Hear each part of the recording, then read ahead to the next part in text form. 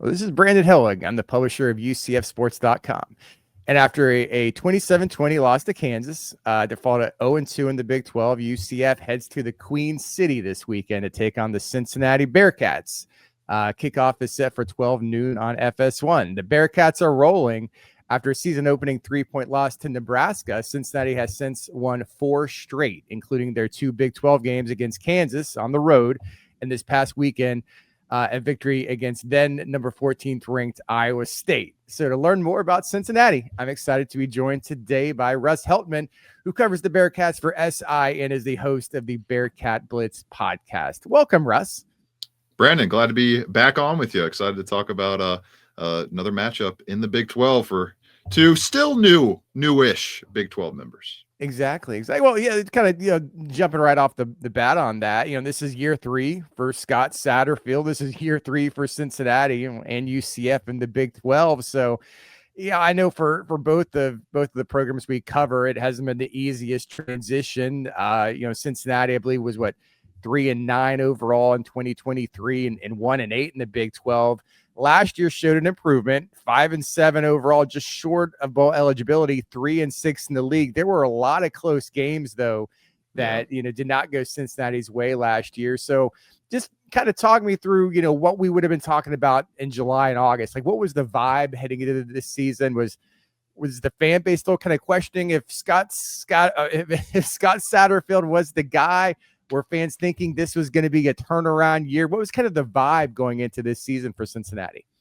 Vibes were not necessarily great kind of outside the building, for sure. I mean, you get 8 wins total from Scott Satterfield in his first 2 years, was kind of a lame duck at Louisville before Cincinnati pulled him out of that situation. But there were clear factors for why Cincinnati only had 8 wins in the first 2 seasons, despite the amount of investment that they get from their donors and the amount of attention it gets from the entire kind of academic body as a whole. It's because you're going to a new conference. You're losing your best head coach in the history of the program. He makes you lose basically your entire roster for the most part. So there's bare bones on the table for Scott Satterfield in that sense. And they don't have a facility. There was no facility for them to use for the most part of this Scott Satterfield era up until the middle of June of this year when they opened the Sheekley Athletic Performance Center, one of the top performance centers and college football facilities in the entire country, one of the top college athletics facilities in the entire country, because it's not just football that's using it. So the fact that all of those ducks are now in a row, Brandon, it's kind of cleared the way for Scott Satterfield and particularly Brendan Sorsby, a guy that is the most important player that they retained on the roster from last year. The fact that the groundwork was laid to get Sorsby to buy in throughout a tough 5-7 season last year. And not only the groundwork was laid, but bought in enough to where he's actually recruiting the majority of the receivers. Joe Cotton he was in the year of Joe Cotton, trying to get him to come to Cincinnati. The new left tackle has performed very well for UC. So the fact that they were able to still establish relationships and lay the groundwork without a facility, without really any major success to lean on, is impressive to me. And it's helped springboard a 4-1 start and what could have been a 5-0 record right now if Brendan Sorsby doesn't underthrow an interception in week 1 and a couple plays go Cincinnati's way, namely a dropped pick 6 that they had against Nebraska. They're a couple moments away from being undefeated on the 2025 season. And I think a big reason for that is they finally gotten all of the bureaucratic stuff out of the way. They've gotten the facility opened, and now it's all about football. And when it's all about football, I think Scott Satterfield's proven in his career that if things are not necessarily going wonky and out of his control around him, he can put together a solid staff and be able to put together a solid offense, which we're seeing wholeheartedly this season with Cincinnati ranking 2nd in yards per play and 2nd in yards per rush nationally. Yeah, I was watching videos last night of that new facility, which I guess opened up during the summer. It's beautiful. I guess I'll kind of see the outside of it when I head up there this weekend, but that must be a game changer for the program. It's kind of reminisce on this past weekend. This kind of applies to UCF too. Like there hasn't been a lot of just great moments in the Big 12 and Big 12 games the past couple of years. So what did it mean, to the fan base to, both of our programs we've been accustomed to winning. Fans expect conference championships and winning most of your games, and it just hasn't been like that. So what was it like for the fan base just to have a moment like that? I know Iowa State had some injury issues coming in, and I think Cincinnati was favored. but they had the number 14 by their name. They've been a legacy member of the Big 12, Big 8. So what did it mean to get that victory and kind of see those students storm the field and have a moment like that? It's kind of a breath of sigh of relief for the fan base, a sigh of relief in the sense that, sure, that was not the 14th best team in the country. I think you would agree with me, Brandon. I would agree with, it's hard for anybody, I think, to make the case that Iowa State and the Iowa State version that they rolled out on Saturday without half their secondary, without a kicker to speak of, to really rely on, is going to be a top 15 team in the country. I'm not here to say that, but the number is the number. And it was the first top 15 win in the AP poll rankings for Cincinnati at home since 2006. These fans, like you mentioned, they're used to winning, and there aren't that many major big-time opponents that come into this building because a lot of times, as we both know, in the AAC, you don't get that ranking respect, so you don't go that high in the polls, or you have the major programs in the non-conference sense that don't want to come to Cincinnati to play those games because it doesn't really benefit them to do that, to set up that kind of contest. So it was a major moment for the fan base. I'm usually one of those guys that's like, all right, you got to really beat somebody to justify a court storming or a field storming.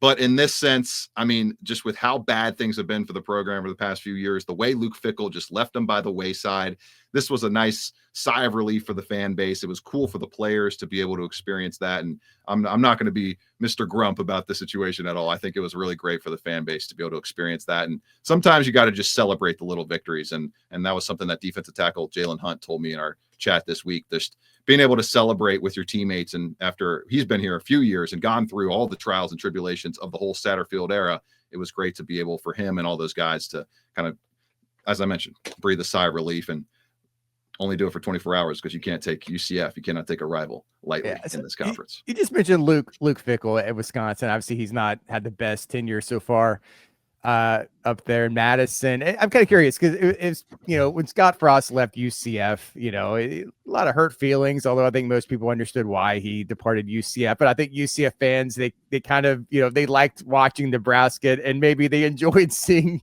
Frost struggle. How do Cincinnati fans kind of view Luke Fickell? Obviously, the best coach in Cincinnati history. I believe it.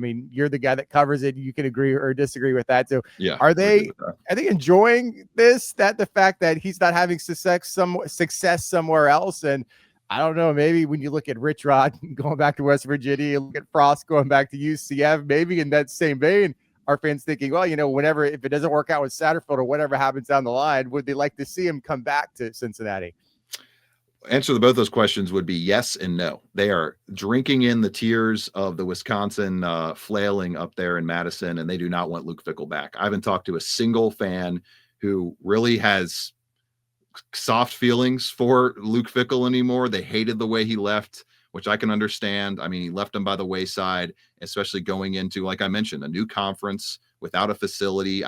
He left this program in pretty dire straits, especially with the talent acquisition and talent accumulation that he had put together in his final couple seasons. So I don't think they are shedding any tears over Luke struggling up in Madison. And I haven't talked to a single fan, Brandon, even amidst the last game of the season last year with the 5-game losing streak wrapping up for Cincinnati Bearcats football. No one still wanted to bring back Luke Fickell. So I think that die is cast, as they like to say. Okay, I gotcha. So you just talked about Brendan Sorsby a moment ago. Obviously, he's off to a great start. He put up great numbers last year too. Just the wins didn't materialize. Transfer from Indiana, where I think it was a former teammate of UCF quarterback Taven Jackson. We'll see if he plays this weekend or not. He's been banged up a little bit, but as far as Sorsby, has he kind of taken another step up this season? Just kind of talk to me about him and kind of what has made him such a good quarterback this season. It's just the fact that he's taken another step in his mental development. That's very clear. He's seeing the field a lot better. Things have slowed down for him. He's moving through his reads better. And I think that's a product of somehow they went from a 5-man retention of their entire 23 offensive line to 24. And even with losing 2 to 3 guys from the 2024 offensive line, the offensive line is as good as it's ever been under Scott Satterfield. And that's, I think, a big reason why Sorsby has been able to work through his progressions, been able to find guys like Cyrus Allen, find guys like Caleb Goody, guys like Jeff Caldwell, all 3 of them brand new receivers in this program. And just shows Sorsby went after these players. He identified them along with the talent acquisition staff at UC. They all worked together. And now Sorsby is proving why he wanted to get these guys with over 1,200 yards so far, 9.8 yards per attempt this season. He has been absolutely stellar so far. 12 touchdowns, 1 interception, and the 5th best ESPN QBR among any quarterback nationally. And he's doing all that, like I mentioned, just 1 interception. He's got one of the best turnover-worthy play rates in the entire country. He put the ball in harm's way a little too often last year and wasn't as accurate with the deep ball as you'd like to see. That's all flipped this season.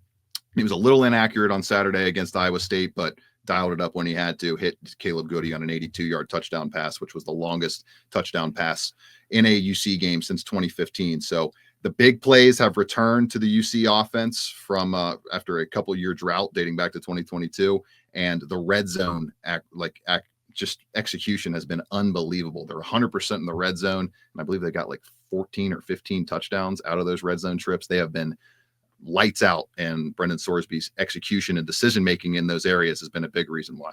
And only giving up 1 sack, right? The offensive line. There's only been 1 sack total the entire season. That leads the nation, right? I think so, right?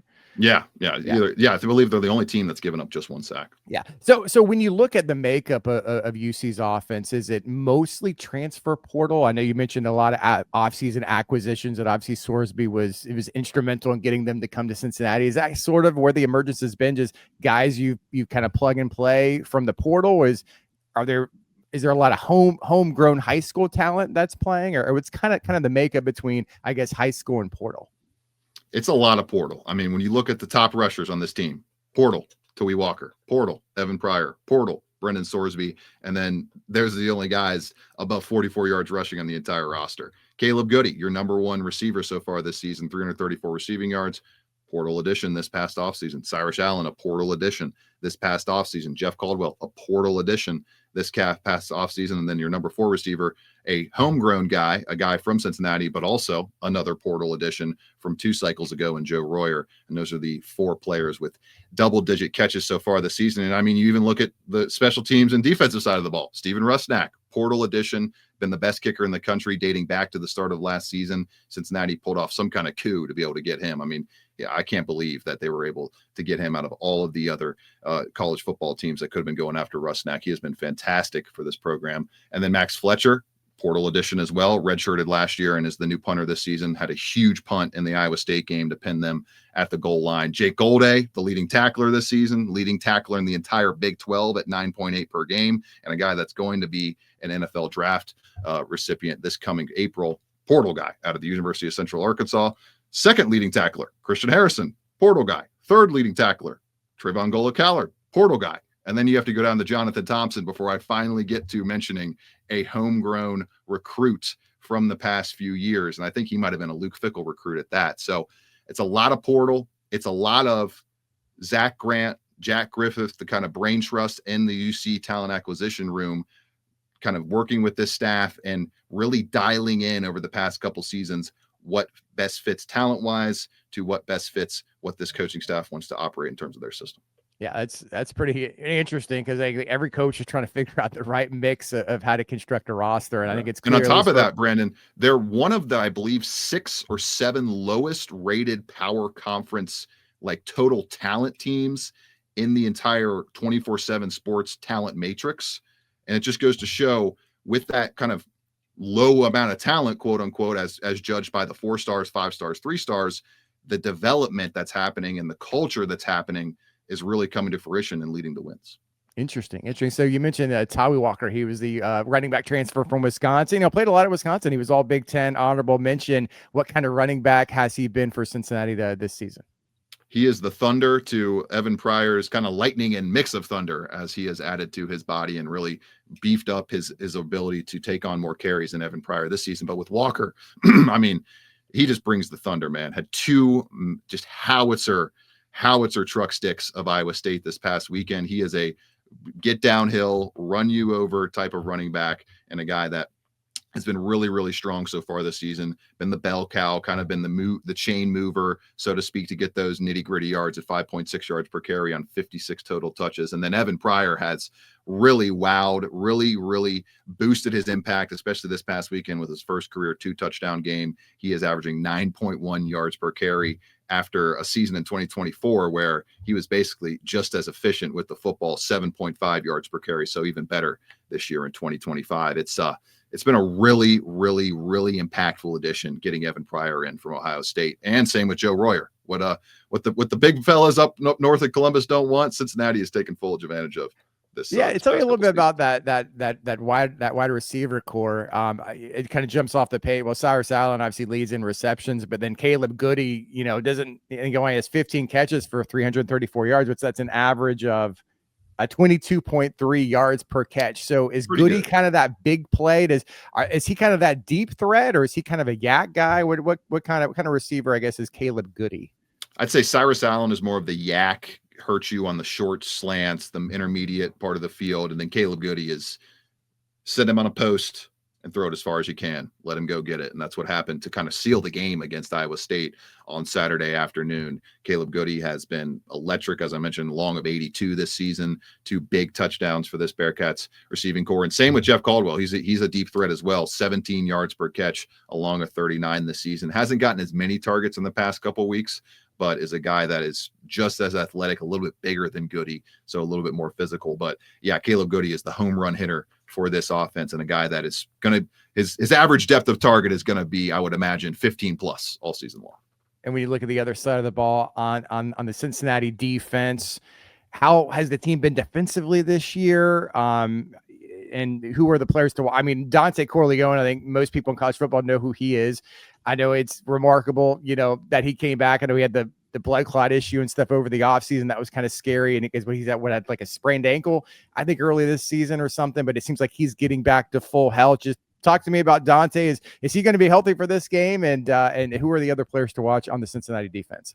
Dante should be fully ready to roll. Did not see any ankle brace or anything on him yesterday. He was a full participant in practice from everything I saw. So Dante Corleone should be pretty much firing and ready to attack the UCF offense in this game. And overall, he hasn't really been the best Bearcats defender this season. It's kind of been an issue up front. The rushing defense has not been very, very strong so far this season. I would say it's been average to bad so far. The big plays have been an issue, but Cincinnati has bowed up in the red zone, and that's the big reason why they have allowed, I believe, less than 24 or 25 points per game so far this year, is because they're not allowing teams to execute down in those key red areas. But Jake Golday, to me, is the standout defender along with Antoine Peak Jr. in this group so far this season. As I mentioned, Golday leading the Big 12 in tackles so far, has 3 sacks, pass defense. He's forced a fumble. He almost got an interception last week. And then Antoine Peak Jr. has been lights out. 2 forced fumbles already, has recovered a fumble. He has 20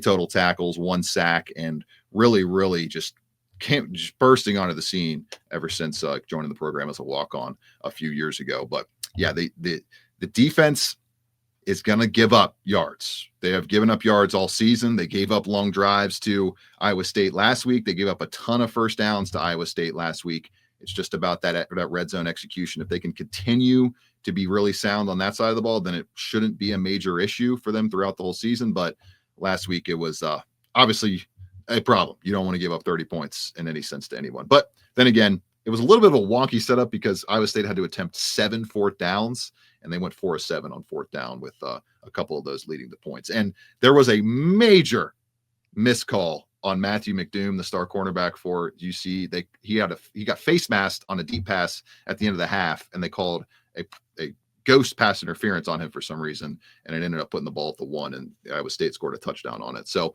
some nuance there with that 30 points allowed against Iowa State, but overall, this defense is not executing as well as the offense so far this season. Yeah, you mentioned McDoom. He's from the Orlando area, so he's one of those Orlando guys that I know Cincinnati has. But yeah, this is the closest thing to a rivalry I think both programs have in the Big 12. Going back to the AAC days, the 2 schools have played for 10 straight years, and it's even. It's 5-5. So whoever wins this one will take the edge. And unfortunately, next season, just with the way the Big 12 scheduling matrix works, Cincinnati and UCF do not play. So is this viewed as a rivalry amongst Cincinnati fans? And what about, Cincinnati players? I don't know if anyone was asked of the guys this week in practice. Do they view this game maybe a little differently than other Big 12 opponents? I don't know about the players, but the fans definitely treat UCF like I would say the top rival in the conference to me. I mean, there's in terms of what gets the fires going the most among the fans, it's got to be UCF to me because there's just so much recent history. West Virginia, you would put next as their second Big 12 opponent, I would say, Big 12 rival, but there's just not as much history, and there's not like West Virginia, especially in terms of football, over the past few outings, it's been an absolute drubbing for the most part by the Mountaineers. And there's a lot more memorable back and forth battles between UCF and Cincinnati over the years. So I would say UCF is still the top rival for Cincinnati fans in the Big 12. As far as the injury report, we're going to, I guess, get those later tonight and later this week in terms of who's questionable, who's out and whatnot. What do you know about injuries? Are there some players you're wondering whether they're going to play this Saturday? No one I'm really monitoring right now. Dante Corleone was the last real question mark on the table for Cincinnati, and maybe him kind of being fully acclimated, fully ready to go in this game will help Cincinnati with just, like I mentioned, they're just giving up way too many long drives this season, and that's going to be a factor against UCF, who you guys dealing with some clear injury issues, unfortunately, at the most important position. Yeah, there's a lot of injuries, not just quarterback. One of the better defensive tackles is out for the year, and some other issues. There's one of the starting safeties. We don't know if he's coming back or not. But yeah, so I guess, the big news in Cincinnati this week? What's the reaction to the trade for Joe Flacco with the Bengals? And that's kind of a little parallel because, Dillon Gabriel was a UCF, and that 2019 broke the conference winning streak at Cincinnati, and he was throwing pick six. He threw a pick six to Sauce Gardner in that game. And now, I don't know, is Dillon Gabriel the future of the Browns? Maybe he is, and not Shedeur Sanders. So they decided they could part ways with Joe Flacco. What's this kind of curiosity? It seems like Joe Burrow's hurt every year, but what's been the reaction to, I guess, seeing that Jake Browning can't seemingly get anything done and making a move for a veteran quarterback? It's been mixed, as you would imagine. A 40-year-old acquisition of Joe Flacco, who was 1-3 and just got benched for rookie Dillon Gabriel last week would be. But I would say tepid optimism. It honestly can't get much worse, Brandon, as a guy who has I cover the Bengals for our other SI, Cincinnati Bengals on SI, and having to watch that offense over the past couple of weeks was just horrific. I mean, you can't even evaluate who should be retained for the next season with how bad Jake Browning was playing. So I think that's the idea here, is at least bring in somebody who can keep you on time, maybe get some quick passing game going, and maybe be able to analyze a real defense that's not just sitting in base coverage and letting everything come to them in the final 2-minute drill, up 28 points already, like we saw last weekend with the Detroit Lions fiasco. So I don't think it's going to really change anything. I as soon as Joe Burrow went down, I was like, this is a 4-win football team without Joe Burrow. And with Joe Flacco, maybe it's a 5-6-win football team, but I'd be shocked, Brandon, if we're talking about any Joe Burrow return later in the season with Cincinnati potentially trying to make a playoff run. I would be floored if Joe Flacco can go over 500,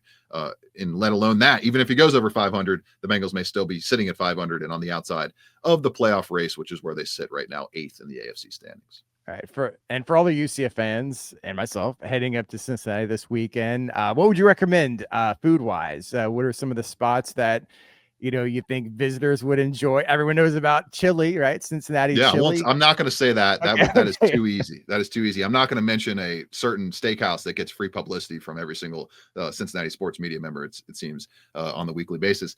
Pep and Dolores, people, and Over the Rhine. It's a little bit kind of it's actually right by Clifton. It's like a 5-minute drive from the Nippert Stadium. It might be a little tough to get reservations, but don't be afraid to order takeout. Take out before takeout. It might be a little takeout after the Saturday game. Yeah, do that because they're not going to be open for tailgating in the morning for the noon kick. But get Pep and Dolores takeout if you're not able to get a reservation. It's the best food in the city. It is the best pasta I've ever eaten in my life, and some of the best appetizers I've ever had. The bread and ricotta cheese, it'll change your life. It's so good. Gotcha. And last thing, how do you kind of see this game playing out? Like for Cincinnati to kind of keep it rolling and to win, go 3-0 in the Big 12, what needs to happen? I think Vegas sees, the Bearcats as a pretty big favorite. I think now it's 11 points or something in that range. So how do you see it playing out? And do you have a score prediction?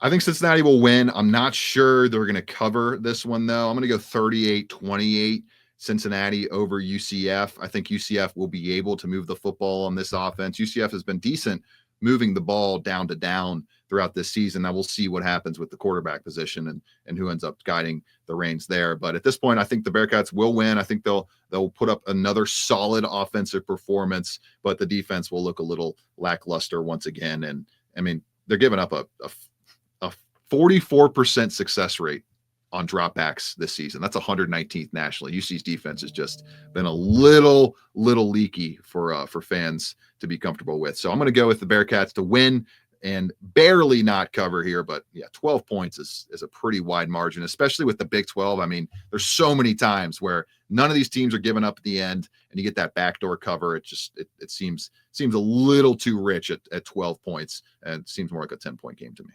All right, Russ, well, I appreciate your time. Enjoyed the insight and learning more about Cincinnati. And maybe I'll see you at the game on Saturday. Yeah, of course. I'm sure I'll see you in the press box or on the sideline somewhere. Brendan, we'll say hello. All right, take care, Russ. Thanks. All right, thanks, Brendan. Bye-bye.